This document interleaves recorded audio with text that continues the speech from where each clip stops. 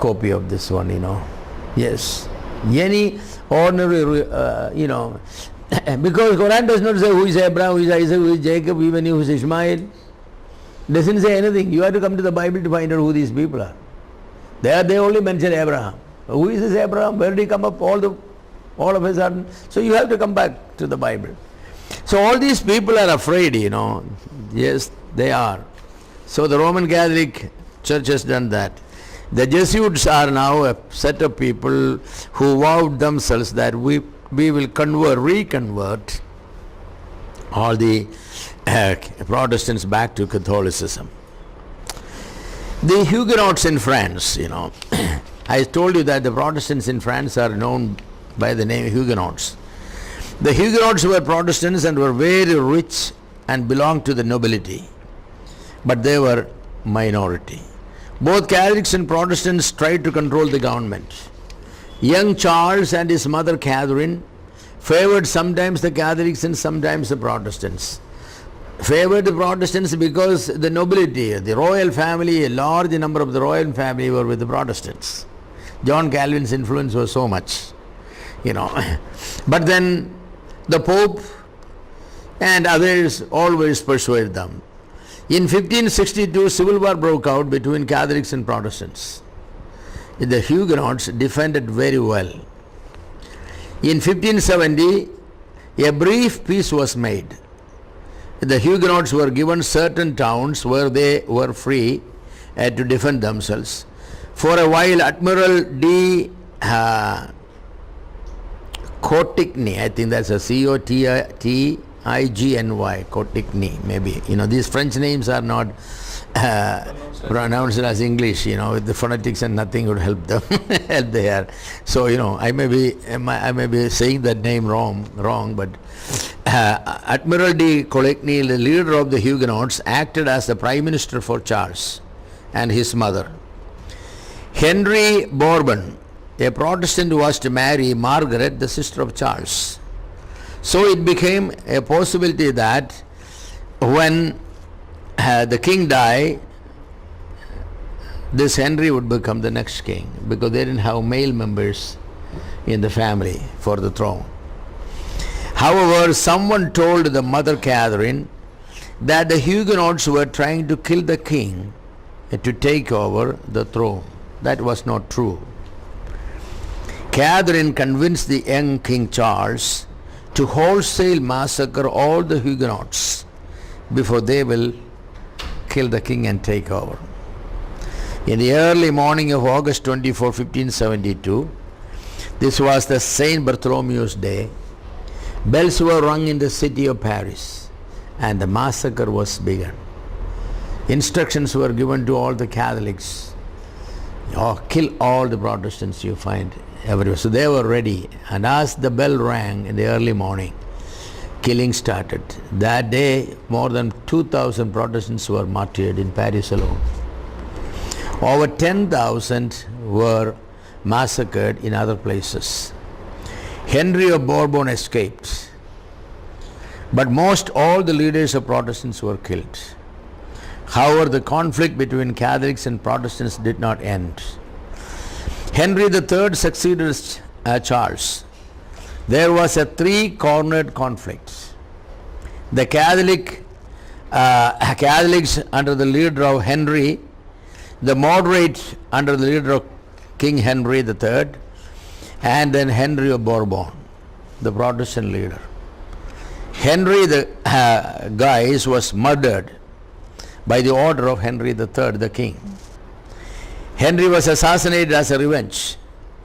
Thus in 1589, Henry the Bourbon had a clear. So, Henry the Guise was murdered by Henry III, and Henry III was, murdered by his people as a revenge. So in 1589, only Henry the Bourbon, and he had a clear title to the throne. But now most of the people were Catholic, and they won't tolerate a Protestant king. So what did Henry do? Henry declared himself, I'm a Catholic, in 1593, and in 1594 he entered Paris as King Henry IV. Though Henry was a Catholic now, for namesake, in heart he was a Protestant. So he did not forget his faith in the Protestants, and he issued the Edict of Nantes, Nantes, Nantes, giving the Huguenots freedom of private worship, civil rights, and the right for public worship in 200 towns and 3,000 castles. In these 200 towns and 300 castles, the Huguenots could worship and publicly. But in 1610, Henry IV was assassinated and France was in turmoil. Many of the finest citizens of the country ran to other nations. 1629, La Rochelle, Rochelle, I think that may be La Rochelle, the Protestant stronghold, was captured by the Catholic, with the power of the Huguenots in France and the power of Huguenots in France was broken. They continued to exist as a religious Protestant body. So basically the Protestants became a minority and they became powerless, in France. The Protestants in Netherlands. Many Protestants were burned in stake in Italy, Spain and France, England and Scotland. But it was in Netherlands that the maximum people were burnt. Charles V, the Emperor of Germany, was also the King of Spain and the Lord of Netherlands. More than 18,000 believers in Netherlands fell victims of the Spanish Inquisition. People were terribly tortured to get confessions of heresy and then were burnt on stakes. Charles V was succeeded by King Philip, and he increased the persecution. Finally, unbearable, the people of Netherlands, under the leadership of a great hero of Reformation called William the Silent, revolted against the Spanish. The Calvinists of Holland became the champions of Protestantism all over the world. The battle was fierce, and William the Silent fell victim to an assassin's bullet. Elizabeth, the Queen of England, was friendly to Protestants. Without declaring war against Spain, she helped the Dutch. The Catholics tried to kill her many times but failed.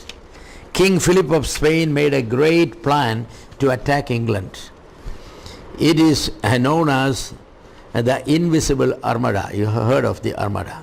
There were two armadas, one of this one, and then there's a later armada. Armada means a fleet of ships, warships all moving in unison to attack a country. That's called an armada. With a large fleet of Spanish ships, they decided to attack England, and once England is conquered, the rest of the Protestant world could be easily swallowed. But the English, with the help of the Dutch, defeated the armada. Most of all their ships were drowned and burnt. A big storm also wrecked many of their ships. Only a small remnant of the armada returned to Spain. The son of William the Silent, Prince Maurice, was the leader of the Dutch. He continued the war ably, and in 1609 Spain acknowledged the independence of the northern Netherlands and the Dutch Republic. They signed a contract. War is withdrawn, you are free.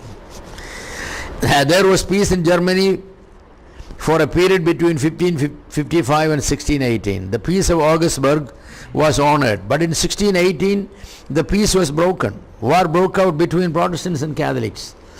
Gustav Adolphus, King of Sweden, a Protestant, stepped in to save the Protestants. 30 years long they fought. Finally, in 1648, the Peace of Westphalia was signed. The Lutherans and the Calvinists got freedom to worship. According to the religion of the princes of each state, the people could worship now. As a result of the war in Germany, population was reduced from 15 million to 5 million people. 10 million people were killed in these wars. In Europe, now the boundaries were fixed for Catholics and Protestants. Pretty well. It's like that, The church in England, between 1558 and 1689. Reformation in England, we talked about it, was more of a political thing than religious. The influence of Calvin came to England much later in France, Denmark and Netherlands and Scotland.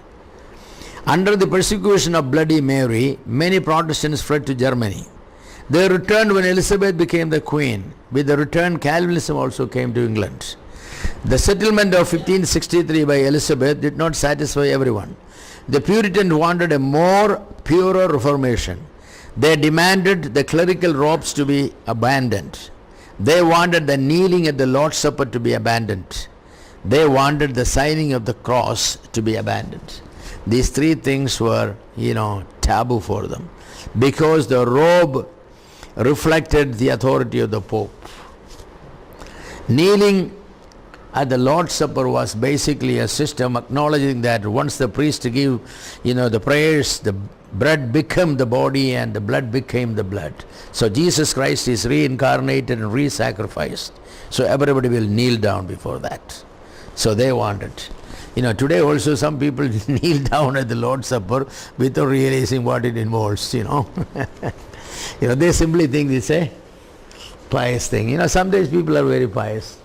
Very pious. When John Huss was burned on stake, many believers also came, their leader. And there was an old woman, a follower of John Huss for a long time. And when the fire they set and start burning, she had a walking stick, He threw that into the fire. And said, why do I need now that my man is burned? Without realizing that firewood is also burning him.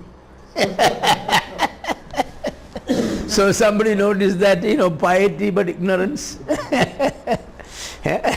She should be pulling out one of the wood from the fire, but she was putting one of the, walking stick into the fire. So that's the way we sometimes do. We sometimes do certain things without realizing what it involves. So somebody who knows the history, when they see things like this, done, it's very difficult, make you very uneasy, and because you know what is, behind it they are doing. So, ignorance is not necessarily a blessing, and piety does not mean a thing unless it is, out of good biblical knowledge. So they wanted these things to be removed. The clerical robe resembled the supremacy of the priesthood. The kneeling was symbol of transubstantiation, and the signing of the cross was worshipping the cross as an idol, So they didn't want that. They wished the church to be reformed to Calvinistic system. One thing was certain for the reformers: the Church of England cannot be transformed from within. They therefore separated from the Church of England. These people were called the Congregationalists and the Independents. These were the people who migrated to America in the Mayflower. Yes, and started the colony there and the Protestant movement there. The Puritans opposed the Episcopal form of government of the church. However, they never wanted to leave the church. They wanted to stay in and reform the church. However, both the Puritans who stayed in and the Congregationalists who left the church were Calvinist in doctrine. After the death of Queen Elizabeth, the Puritans got the upper hand in England. The Puritans, Presbyterians got majority in Parliament, and immediately they started cleaning up the house. The two main persecutors of the Puritans were the Earl of Strafford and the Archbishop of Lord. Both of them were put on trial, condemned and executed by beheading. King Charles did not like this. He wanted to arrest the five who gave leadership to this, but the House of Commons won't give them up. The king wanted those 5 men who gave leadership in beheading those men to be handed over to him, but Parliament said no. So the King Charles, decided to use his army. This plunged England to civil war. Majority of the rich and nobles were with the king, and because of their horsemen they were called the cavalries. With the Parliament was all the common people, the shopkeepers, the farmers. These were called the Roundheads. They were called the Roundheads because they cut their hair very short, so it looks like a round head, That's the way they were called. So the war was between the cavalries and the Roundheads. Oliver Cromwell was the leader of the Parliament. He was a colonel in the army before.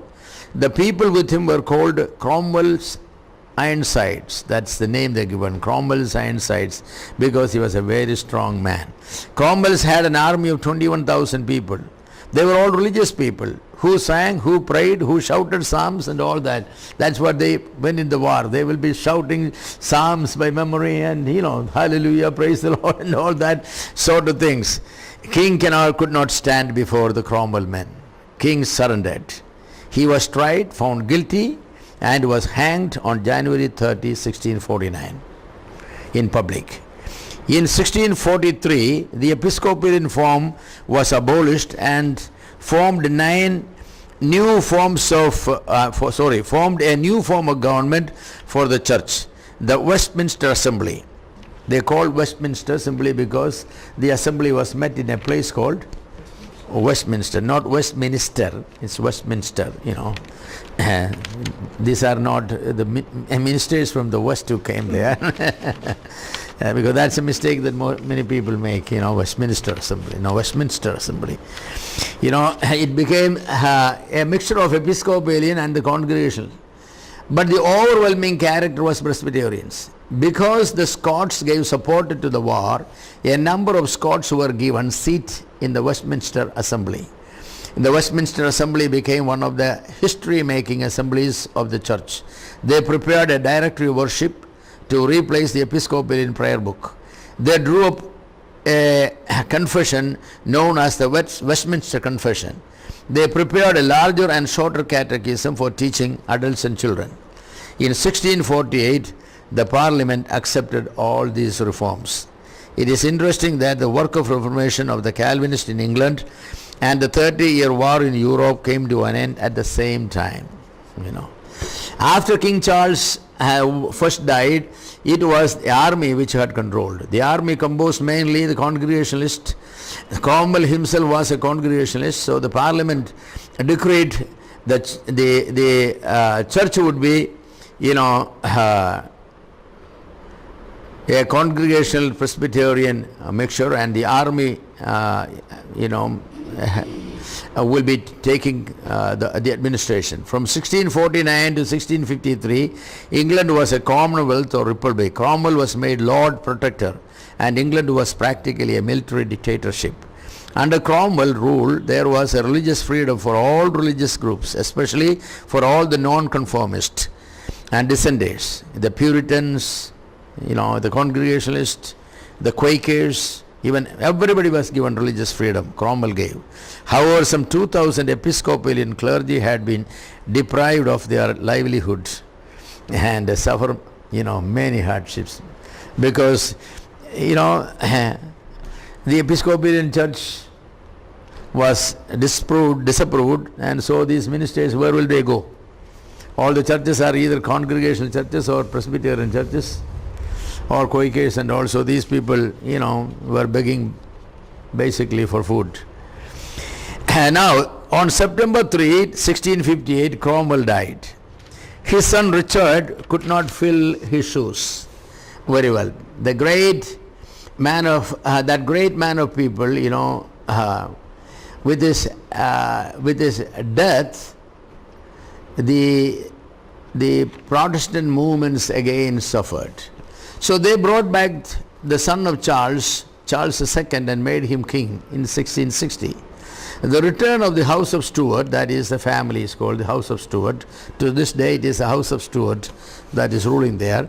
The throne they brought back in, and it is known as the Restoration of 1660. In 1662, the Parliament, now mostly Anglicans again, passed a new Act of Uniformity. 600 changes were made in the prayer book, and all against the interest of the Puritans. 2,000 Presbyterian pastors who refused to agree were driven from their parishes and reduced to poverty. It always has a revenge. In Scotland also, persecution against the Presbyterians took place. Thousands were drowned and hanged. In England, many Puritans suffered. Two famous names are, one John Bunyan and the other is John Milton. John Bunyan is known for what? The Pilgrim's Progress. He was put in the jail, very rude jail, on a concrete floor. He had to sleep, and it is there he made that classic work. And John Milton also, he was basically blind this time. In loneliness, he was in jail and he wrote Paradise Lost. So what actually he meant Paradise Lost? The freedom that was existing in England, that is lost. Oh, he meant that. Then Paradise regained, On the death of Charles II, his brother James II came to power. He was a staunch Catholic and decided to make England Roman Catholic. He sided with the King of France to bring back Roman Catholicism. The Puritans, the Presbyterians and the Congregationalists all appealed to the King of Netherlands, William III, come and help us. His wife was the daughter of James II. James II, a Catholic here. His sister, Mary, was a strong Protestant in Netherlands. So William III with an army crossed the sea from Holland in 1688 and drove out his father-in-law, James II. William III and his wife Mary were crowned as King and Queen of England. William III stopped Roman Catholicism in England, Holland and America. Catholics under the leadership of the King of France made a war against William in Ireland. James II, he ran to the Ireland. The southern Ireland was all Catholic and the northern Ireland was all Protestants. So he went into southern Ireland and he appealed to the King of France, come and help me. So the King of France sent an army. They came to Ireland and the armies, came face to face. Yes. But William won this war. The last battle Protestants and Catholics, the last battle Catholics and Protestants fought. And King James III ran to Ireland, and the interesting that he did not go to war. He climbed on a hill and watched from there, what was happening. And he saw his army and, they were defeated. William III granted religious toleration to all dissenters, rejected all Roman Catholic doctrine, accepted the 39 Articles of Faith. The Toleration Act was not extended to Roman Catholics. They had no freedom in England. They had to go. But everybody was there. So that is the end of basically the Reformation in England. So then what happened to the House of Stuarts? They're continuing there now, after these people gone. Yes, that was gone there, but in a few years, after years, it came back, yes. So that's the history, Now there are more history of the Europe, but basically this is what all you need, I think, Now I can go to some other areas of Reformation. I don't have any book on, there's really no Reformation in India, basically. It is a history of Protestantism in Christianity in India. And I think there are books available. I have them back home, many volumes, but here I didn't bring any. So maybe if I go, I don't go to home until June, So hopefully I will try to find a volume. If any of you get a good volume on Christianity in India, please pick it up for me, I will, otherwise I'll try with what I have. I may try to get some. Okay, our time is up, so that's the end of it. So this continues basically. This continued all the way up to, tell you right now. Yes. This is a complete, basically the Reformation period of the church. Now the fourth part is the post-Reformation era. That is from 1558 to the present. I'll give you some information on that one. And then the church in the New World. 2 more chapters are there. So next week, God willing, we will talk about the post-Reformation era of the church. From 1558 to the present.